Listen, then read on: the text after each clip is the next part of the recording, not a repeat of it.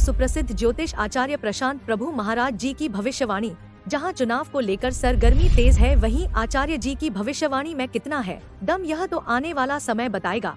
किसके सर सजेगा ताज, किसकी होगी हार, क्या सच होगी भविष्यवाणी महाराज जी की। हमारे संवाददाता ने की आचार्य प्रशांत प्रभु जी से खास बात। उन्नाव से कानपुर मंडल ब्यूरो क्षितिज वाजपेयी की खास रिपोर्ट। जैसा कि आपने पिछले भी कई चुनाव में हम बात करें कि इंडिया से बाहर जो अमेरिका से चुनाव, वहाँ भी आपने चुनाव को लेकर के कई भविष्यवाणियाँ की हैं। क्या लगता है इस बार जनपद उन्नाव का गणित क्या कहता है, क्या उन्नाव का भविष्य कहता है? पहले तो सभी को परशुराम जयंती की बहुत बहुत शुभकामनाएं। सभी लोगों का कल्याण हो, मंगल हो। देखिए, हमारा सनातन धर्म का जो ज्योतिष विज्ञान है, उसके योग के हिसाब से अपने गुरुओं के आशीर्वाद से हमने हमेशा भविष्यवाणियाँ की हैं और प्रभु की कृपा से 99% कृपा रहती है, जो सत्य होती है। और उन्नाव जनपद के जो हजारों लाखों शिष्य हैं वो भी जानते हैं इसे। आज की गणना अगर देखी जाए तो 3 लोग शायद मैदान में हैं जिनका नाम ज्यादा चल रहा है। हाँ? जी, साक्षी सपा महाराज से अरुण टंडन जी हैं, हाँ। वहीं बसपा से अशोक पांडे जी हैं जी। और बीजेपी से लगातार 10 साल के प्रत्याशी साक्षी जी महाराज, जो कि हाँ। तीसरी बार उनको बीजेपी ने फिर कैंडिडेट किया। जी। तो क्या लगता है वो कौन सा चेहरा होगा जिसके साथ आपका भविष्य है? अगर हम ज्योतिष गणनाओं को देखते हैं और उनको समझते हैं तो उससे हमें ये लगता है कि अब की बार अन्नू टंडन जी का जो योग है, जो आज से 15 साल पहले उनके जीवन में उनका बृहस्पति की उच्च की महादशा चल रही थी और जो बृहस्पति उनका योग कारक था, वही बृहस्पति अब की बार उनका पुनः योग कारक है और शनि भी इनके पक्ष में आकर बैठा है। वहीं साक्षी जी महाराज जो बीजेपी से हैं, तो उनकी गणना में ये आता है कि उनका अब की बार शनि विपरीत जा रहा है और शनि विपरीत जाने से हो सकता है कि उनके जीतने की संभावनाएं, बाजार में तो कुछ भी लग सकता है, मगर जो गणनाएं जो योग बता रहे हैं वो योग बता रहे हैं कि उनको हो सकता है मात मिल जाए और हो सकता है वो विजयी हो जाए। परंतु फिर भी अन्नू टंडन को की गणना अच्छी जा रही है महाराज जी। जैसे सभी लोग कह रहे हैं कि साक्षी महाराज जी भी कह रहे हैं इस बार 400 पार होंगे और उनके कुछ जैसे अखिलेश जी हैं वो कह रहे हैं कि वो चीज़ों को 400 पार करेंगे, गैस 400 पार और राशन 400 पार, ये होगा या वो 400 पार वोटों के? देखिए, हमारी अगर राष्ट्रीय गणना हम करते हैं तो ये 320 के आसपास जाती है। जी जी। क्योंकि हम लोग ये कभी नहीं कहते हैं कि ये अंतिम सत्य है। ग्रह नक्षत्र बदला करते हैं 24 घंटे में, इसके ऊपर क्या इफेक्ट पड़ जाए, मगर लॉन्ग पीरियड की अगर बात करते हैं तो 320-25 हो सकता है, 30 इसके आसपास, है ना। कई कैंडिडेट का भी भाग्य डिपेंड करेगा, मगर बीजेपी की उत्पत्ति और बीजेपी की जिस दिन उत्पत्ति हुई थी, जिस दिन इसका जन्म हुआ था, हम उसकी गणना लेकर के अगर जाते हैं तो ये भी हम कहते हैं कि ये कंडीशन वहाँ खड़ी होगी 320। तो इस बार आटा और डाटा दोनों मिलेगा?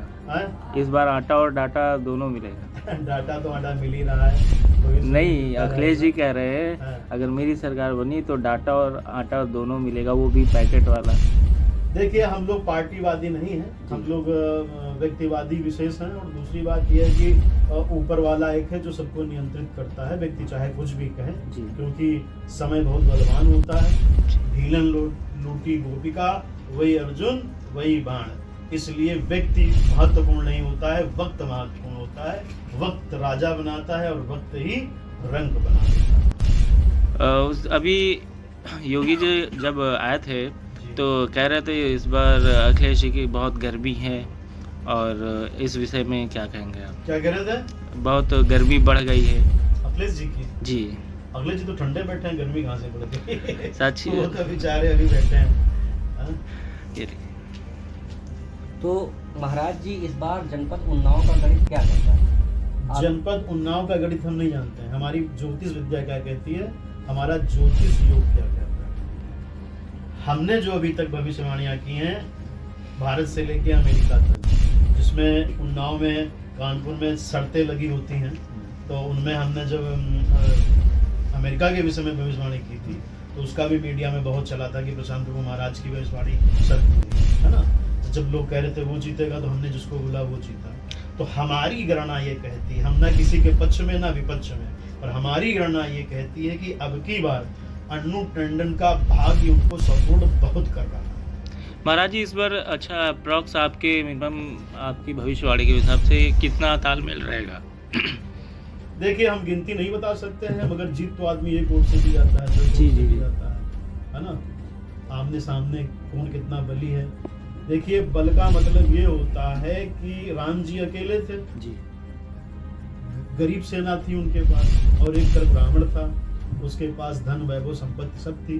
कोई विचार ही नहीं कर सकता था कि रावण हार जाएगा, परंतु हार जाता था। तो योग हम बता रहे हैं, रावण कभी नहीं हारा, पर हारा तो कहा नहीं जा सकता है, क्योंकि सत्ता में सिंहासन जो होता है, हमारे शास्त्रों में लिखा है कि कोई राजा सिंहासन का चुनाव नहीं करता, सिंहासन अपने राजा का चुनाव करता। समझ रहे हैं? सिंहासन चाहता है तुम्हें बिठाना तो तुम्हें बिठाएगा, और सिंहासन चाहता है तुम्हें उतारना तो तुम्हें उतार देगा। वैसी ही रूपरेखा बन जाती है, वैसी हवा चल जाती है, और वैसे ही लोगों की मानसिकता बन जाती है। तो जो ऊपर बैठा है वो कुछ भी कर सकता है, हम और आप बड़े नहीं। तो महाराज जी, आपके ज्योतिष के अनुसार इस बार जनपद उन्नाव का सिंहासन क्या कहता है? बता तो रहे हैं हम बार बार आपको कि गणना हमारी अन्नू टंडन के पक्ष में, क्योंकि अब साक्षी महाराज जी का देख लीजिए तो उनका शनि कमजोर जा रहा है। कमजोर जाने से उनके आसपास के लोग ही उनको गिराने में लगे होंगे, हम उनसे मिले नहीं। समझ रहे हैं आप? उनकी भीड़ को भी हम नहीं जानते हैं, हम अपनी तपस्या में और अपने जाप ताप में, अब हमारे आश्रम में देख रहे हैं भी जाप चल रहा है यहाँ पे, है ना। तो क्या होता है कि मनुष्य का कब व्यक्ति मित्र हो जाए और कब शत्रु हो जाए। अपने ही मित्र हो जाते हैं, अपने शत्रु हो जाते हैं। तो हो सकता है, ऐसी गणना है कि शनि उनके साथ के लोग हो सकता है उनको गिराने की कोशिश कर रहे हैं, और ये भी हो सकता है कि ग्रह ही अपने आप उस समय समाज का परिवर्तन कर दें, दिमाग में कुछ। परंतु गणना हमारी जो कह रही है, हम ये नहीं चाहते ये जीते वो हारे, वो जीते वो जीते। जिसको जीतना होगा, हमने फिर भी कहा सिंहासन अपने राजा का चुनाव स्वयं करता है, हम नहीं करते। हम कौन होते हैं? हमने कई बार वोट डालने कभी गए, कभी नहीं जा पाए। आज हम बाहर रहे, हम बनारस में अपना स्थान है, ये उन्नाव जनपद हमारी पैतृक भूमि है, तो हम वोट डालने के उद्देश्य से आए। तो हमारा ये मानना है कि समाज को रंगे हुए सियारों से दूर रहना चाहिए, झूठे मक्कारों से दूर रहना चाहिए, है ना। जरूरी नहीं कि कोई बाहर दिख रहा हो बहुत बड़ा चंदन लगा के वो बड़ा भक्त हो। व्यक्ति वो जिसकी संगत करने से संतत्व की प्राप्ति हो, वही संत। जिसके पास जाने से दया भाव उत्पन्न हो, उसी को हम लोग संत मानते हैं। और दूसरी बात हम ये जानते हैं कि हमारी दृष्टिकोण में, हमारे उन्नाव में जो भी 1,50,000 भक्त हैं दीक्षा लिए हुए, उनसे हम जरूर कहेंगे कि आप सब लोग बड़े आत्मचिंतन करके, बहुत ही भाव से और बड़े विवेक से, ये एक कुंभ की तरीके से उत्सव है, यहाँ जाएं और सुबह उठ के चाय नाश्ता भले बाद में करें या साथ लेके टिफिन में जाएं, और वोट जरूर डालें, जिसको भी डालना हो डालें। अगर डालें, बाद में ये ना कहें कि हमसे गलती हो गई, क्या बताएं, अब की रोड नहीं बनी, उन्नाव के नाले नहीं 10 साल से साफ हुए, ये नहीं हुआ, वो नहीं हुआ, तो गलती तुम्हारी है। तुमने क्यों नहीं किसी को चुना अपने मन के बंदे को? तो आप ऐसा विचार बना के जाइए, वोट जरूर डालिए। और वोट डालते समय जो हमारे परशुराम जयंती है, तो हम ब्राह्मण समुदाय से जरूर ये कहेंगे कि आप, क्योंकि आपको बताएं ब्राह्मणों की हालत जानते क्या है? यदि वो पांडवों की बीवी बन जाएं तो वो दांव में लगा देते हैं, और कौरवों के पास खड़े हो जाएं तो वो साड़ी उनकी उतार लेते हैं, है ना। तो ब्राह्मण तो सदियों से असुरक्षित रहा है। वो प्रभु की कृपा ना हो तो ब्राह्मण को धरती पे रहना गंवारा नहीं है, क्योंकि आप फेसबुक व्हाट्सएप उठा के देख लीजिए, हर दूसरा आदमी ब्राह्मण को गाली बक रहा है। हर आदमी सनातन धर्म को गाली देना चाहता है, और सनातन ही भारत का अस्तित्व है। राम ही भारत के अस्तित्व के साथ साथ हमारे परशुराम भी भारत के अस्तित्व। अगर भारत से सनातन धर्म से ब्राह्मण हटा दिया जाए तो ब्राह्मण सर है, सर ही किसी का काट दो तो हाथ पैर क्या करेगा। इसीलिए विदेशी कंपनियां जितनी हैं और जितने मिशनरीज हैं वो ब्राह्मण पे ही अटैक कराते हैं, कोई भी सिस्टम हो। और हम शंकराचार्य परंपरा के आचार्य हैं। हमारे शंकराचार्य जो कहते हैं हम उसको फॉलो करते हैं। कोई व्यक्ति विशेष कुछ कहता है उससे हमारा कोई प्रभाव नहीं पड़ता है ना। तो धर्म की रक्षा शास्त्रों से होती है और जो शास्त्र कहते हैं वो हम मानते हैं। तो ब्राह्मणों से निवेदन है कि वो जब वोट डालने जाएं तो 3 बिंदुओं पे ध्यान रखें कि व्यक्ति ब्राह्मण द्रोही ना हो, ब्राह्मणों का अहित करने वाला ना हो, ब्राह्मण का वध करने वाला ना हो, ब्रह्म हत्यारा ना हो। इस प्रकार के कोई भी राजा कोई भी चुनाव मैदान लड़े उसे वोट नहीं देना। पंडित जी, मेरा सवाल है जी अन्नू टंडन जिस पार्टी से लड़ रही हैं, हाँ, हाँ। उस पार्टी में भगवान राम जब वो बाबरी मस्जिद गिराई गई थी, हाँ। कितने राम भक्त मार दिए गए थे हाँ। उसमें, ठीक है, तो उसमें आप क्या कहना चाहते हैं? बहुत गलत हुआ था। ठीक है। गलत तो देखिए वो भी आप रामद्रोही नहीं रामद्रोही आप भी हो सकते हैं, हम भी हो सकते नहीं, हैं। उस पार्टी सुनिए, में सुनिए, हमारी बात कितने सुनिए। निहत्थों पर आप गोली अपने चली? प्रश्न का उत्तर कीजिए। हम यहाँ पे 3 व्यक्तियों के विषय में बात कर रहे हैं, पार्टियों के विषय में बात नहीं कर रहे हैं, समझे। हमने क्या कहा, इस व्यक्ति की कुंडली ये कह रही, इस व्यक्ति की कुंडली ये कह रही है और इस व्यक्ति की कुंडली ये कह रही है। हम राष्ट्रीय अगर हम ये जो क्या बोलते हैं पार्टियां हैं, इनकी जिस समय रजिस्ट्रेशन हुआ है, जिस समय इनकी उत्पत्ति हुई है, उस समय घड़ी क्या कहती थी तो अलग हमारी व्याख्या होगी, परंतु व्यक्ति के हिसाब से हमारी अलग व्याख्या होगी। क्योंकि हमने ये नहीं कहा बीजेपी भारत में हार रही, हम ये कह रहे हैं बीजेपी 320-30 के आसपास जा रही है। परंतु जब आप उन्नाव के हमारे जन्म क्षेत्र की बात कर रहे हैं तो हम ये कह रहे हैं यहाँ पे जब हम गणना कर रहे हैं तो उसमें अन्नू टंडन की विजय की संभावनाएं ज्यादा आ रही हैं। तो हम क्या करें, आ रही हैं तो बताओ हम क्या करें। जब हमारे शास्त्र कह रहे हैं कि फलाने दिन ग्रहण लगेगा तो लगता है, हम थोड़ी हटा देंगे, हम भगवान थोड़ी हैं कि हम हटा देंगे। जो गणना कह रही वो हम कह रहे हैं। अब आदमी ज्यादा, आज हमने भविष्यवाणी करी, कल कयामत आ जाए, चुनाव ना हो तो बात अलग है। अगर चुनाव हुआ तो हमारी गणना ये कहती है।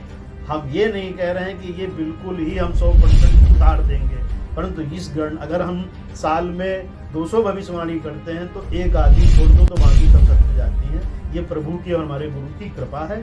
और हम यही नहीं, देश विदेश में जाते हैं, यूक्रेन में हमारे आश्रम है, तो क्यों है, हम तो उन्नाव जनपद का नाम पूरे विश्व में प्रचारित करते हैं। और गरिमा का विषय है कि हम उन्नाव में जन्मे हैं। उन्नाव की भूमि इतनी पवित्र है कि उन्नाव के लोग ही नहीं जानते हैं कि उन्नाव की भूमि कितनी पवित्र है।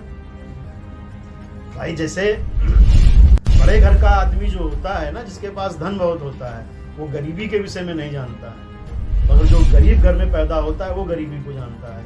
तो उन्नाव की पवित्रता और उन्नाव की गरिमा में जो यहाँ पैदा हो जाते हैं वो तो सोचते हैं अरे उन्नाव गाँव है। उन्नाव गाँव नहीं है। जैसे भारत की आत्मा उत्तर प्रदेश है, वैसे उत्तर प्रदेश की आत्मा अगर हम माने तो ये उन्नाव जनपद, क्योंकि सीता ने अपने शरीर का त्याग इस पृथ्वी की भूमि पे किया। यही उनको मोक्ष मिला, यही उनको शांति। महाराज जी, आपसे आखिरी सवाल ये है जी कि आप हमारे चैनल के माध्यम से जनपद उन्नाव की जनता या उत्तर प्रदेश की जनता को क्या संदेश देना चाहते हैं? हम यही संदेश देंगे कि आप लोग प्रातःकाल उठिए, जो आपको अच्छा लगता हो उसको वोट अवश्य डालिए। बाद में गाली मत बकिएगा कि क्या करें, ये विधायक अच्छा नहीं, ये सांसद अच्छा नहीं है। घर से निकलोगे, करोगे तभी पाओगे, नहीं करोगे तो नहीं पाओगे। तो जिसने जितना कर्म जैसा किया उसको वैसा फल मिलता है। आप कर्म कीजिए। राजनेता लोग अपने अपने हिसाब से कर्म कर रहे हैं, आप जिसको चाहते हैं उसको वोट दीजिए।